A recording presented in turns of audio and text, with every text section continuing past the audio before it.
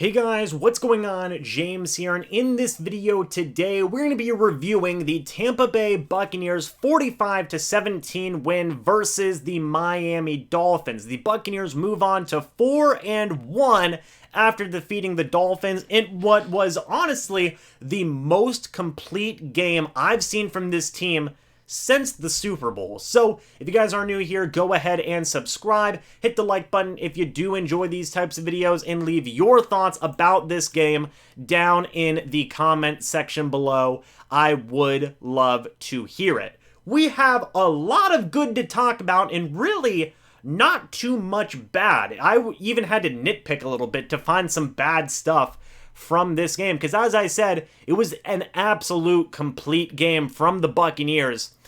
Basically after the first quarter. You know, in the first quarter, things were a little bit rough. The Buccaneers were down 10-7. After that, it was Buccaneers the entire rest of the way.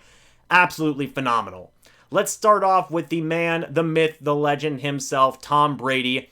He had a GOAT day, right? 30 of 41, 411 passing yards, count them, 5 passing touchdowns, 0 interceptions. He was sacked twice in this game. I will get to that in a little bit, but overall, Tom Brady played phenomenal today. Absolutely phenomenal, and I have to give him props. Of course, he's the game MVP.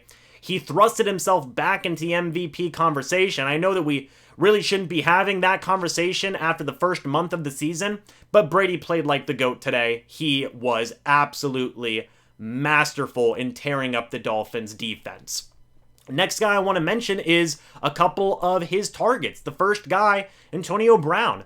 He had 8 targets today for 7 receptions, 124 yards, and 2 touchdowns. His longest reception of the day was a 62-yard touchdown catch and run. Was absolutely an amazing play. Brown was on it today. He looked like the Antonio Brown of old. He looked just great in the receiving game. He even got a couple of plays after Tom Brady was benched towards the end of the fourth quarter. We'll get to that in a moment, but yeah, Antonio Brown did a really, really good job. Mike Evans was another receiver who benefited from Tom Brady just absolutely dealing today. 8 targets, 6 receptions, 114 yards, and 2 touchdowns in his own right. He is again on pace for 1,000 receiving yards in the season. It seems like he's probably going to hit that record if he continues just this absolutely great pace he has had the past couple of weeks. Chris Godwin, 11 targets, 7 receptions, 70 yards, no touchdowns. Not like as great of a day as Brown or Evans, but still a very solid day in Chris Godwin's own right. He really did make some very clutch catches when he needed to. O.J. Howard, even he had 2 catches for 19 yards. I'll give him props for that. Tyler Johnson, 3 catches for 42 yards on 3 targets. And you know what? Giovani Bernard, 2 receptions, 14 yards, and a touchdown on 2 targets. I'm going to give Giovani Bernard some props there because, you know, he did catch a touchdown. I will give him props to that. Hashtag play Gio more. Speaking of some running backs who did some good work today, let's talk about Leonard Fournette. The dude was absolutely great today. He had 12 carries for 67 yards and a touchdown. He also was targeted 5 times. He has 4 receptions for 43 yards. He finished with over a 100-yard scrimmage in today's game. This is the second great game in a row by Leonard Fournette, and it kind of rings true to what we talked about in a video recently here on the channel, where the Tampa Bay Buccaneers seem like more and more they're just going to give everything to Leonard Fournette and have him be the feature back. And to be fair, Fournette has earned it. He earned it last week. He earned it this week as well. Good job, Leonard Fournette. He is continuing to keep up a very great pace. And Ronald Jones, he did have 5 carries for 21 yards in his own right. Gio Bernard had 4 carries for 21 yards. So overall, it was just a great day from the running game, and Tom Brady had a 13-yard scramble. I had to throw that one in there. Finally, the last guy I want to mention on the offensive side of the football is Blaine Gabbert. The gift of Gabbert, 4 for 4, 41 passing yards. He just did a great job coming in relief of Tom Brady to finish out the game. Made in a phenomenal behind-the-shoulder throw to Antonio Brown to basically seal the game. It was a phenomenal throw and added to Antonio Brown's numbers, so I got to give Gabbert props for that. Drinking the gift of Gabbert, man. Moving on to the defensive side of the football now, after we've talked about really basically everybody on the offensive side of the football, it really was a phenomenal day for the offense out there. Going to the defense, the first guy I have to mention, he was probably the most impactful guy on the Buccaneers defense today, was Shaq Barrett. Finished this game with 4 total tackles, 1.5 sacks, 1 quarterback hit, and a forced fumble. Shaq Barrett looked like the Shaq Barrett of old. He was getting pressure, he was sacking the quarterback. There was a couple of opportunities where he could have had even more sacks added to his total. He really should have 3.5 sacks, because I know there were 2 where he got a hold of Brissett, but Brissett just kind of broke out of it, and Shaq Barrett couldn't finish the play. So overall, this was a return to form for Barrett. He looked absolutely great in this game, and he was leading the way for the Buccaneers pass rush. Another guy who benefited on the defensive side of the football because of Shaq Barrett was Ndamukong Suh. He recovered the forced fumble that Shaq Barrett had made. Suh, that was really the only stat that he finished with, but I will give him props for recovering that fumble. Vita Vea made some noise as normal today. Again, nothing really pops up in the stat sheet, but he's getting double and even sometimes triple teamed basically the entire game. So he creates those opportunities for other guys. He finished with 1 tackle, a half sack, and a quarterback hit.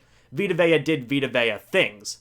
Finally, one of the last guys I want to mention here on the defensive side of the football is Lavonte David, and we'll talk about him more in a moment on the bad list.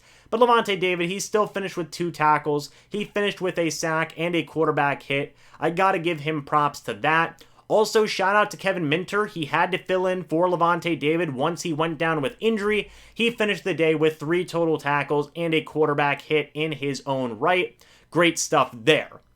Another important guy on defense, and trust me, this is the last guy. I know I sound like I'm rambling here, but this is the last guy on the defensive side of the football. Jamel Dean finished this game with 5 total tackles, 2 passes deflected, and an interception that came off the hands of Jalen Waddle. Jamel Dean returned to form in this game, returning from his injury. He looked very good. I was very happy to see Jamel Dean get his hands on an interception there. Overall, I thought he did a pretty decent job returning from his injury, and I'm very happy to have him back. I'm sure a lot of people are happy to have him back as well. Now, finally, in terms of special teams, let's talk about Ryan Succop. He made all of his extra points. He was 6 for 6. He made his field goal. He was 1 for 1 on that. Just overall, a solid day for Ryan Succop. No complaints there. Good job to the Buccaneers kicker. With all that being said, guys, that's all of the good. I know there was a lot to unpack and look at there, but again, this was a very complete game from this Tampa Bay Buccaneers team. They had 3 sacks, they had 7 quarterback hits, the pass rush came alive, the secondary got a takeaway, the offense looked absolutely masterful, even the special teams did what they needed to do. This was a complete game from the Buccaneers as a whole. So what would be on the bad list? Well, there's a couple of things. Lavonte David did unfortunately suffer an injury in this game. Ndamukong Suh rolled up on Lavonte David's ankle that knocked him out of the game for the entirety of the second half. There's no major updates on it right now besides the fact that I believe the x-rays had came back negative. Lavonte David was able to walk away under his own power and didn't have too noticeable of a limp, but once we do get updates on that, you know I'm going to be making a video on that. But that was probably the most negative thing of the day coming away from this game. Giovani Bernard did give up a sack on a blitz to Jerome Baker. That was unfortunate. The running backs do have to get better at blocking. We did see Leonard Fournette block more after that play by Giovani Bernard, so again, we'll probably see even more of Leonard Fournette now. O.J. Howard, I believe, gave up a sack as well, which is a darn shame. So the skill position players definitely have to get better at their pass blocking. Overall, as a whole, the Dolphins pass rush did all right. They had 6 quarterback hits. They had 2 tackles. The pass blocking wasn't as great as it has been in recent weeks. I still think they obviously did the job because Brady was dicing up this Dolphins defense left, right, and center. But it always makes me nervous to see Tom Brady get hit, and he got hit a few times in this game. He's fine, of course, but let's hope the pass blocking can return to its old ways in next week's game versus the Eagles. Finally, guys, the last thing I have is just a few drop passes by the Buccaneers. I know Mike Evans had one. I know that Chris Godwin had one as well. It was, a couple of drops here or there. That's just me being nitpicky, to be honest. I know some people were kind of pointing to the penalties, but even then, the Buccaneers didn't do a bad job. They had 6 penalties for 47 yards. All in all, again, this was a very complete game by the Tampa Bay Buccaneers. There weren't a ton of negatives. So, yeah, guys, that's pretty much all I've got for the review here. There was a ton of good, not too much bad, and overall this was a great complete team win by the Buccaneers. They move on to 4-1. The Dolphins fall to, I believe, 1-4. And now the Tampa Bay Buccaneers have a short week as they look to play the Philadelphia Eagles in prime time on Thursday Night Football. We'll have a ton of videos leading up to that game. But what do you guys think? Leave me your thoughts about all of this down in the comments section down below. I would love to hear your guys' thoughts about this game. Yeah, great game. Absolutely great game in my opinion. Phenomenal stuff. Thank you guys so much for watching this video. Hope y'all enjoyed, and I will see you all in the next video or the next live stream. But until then, and as always, guys, goodbye for now, and go Bucs.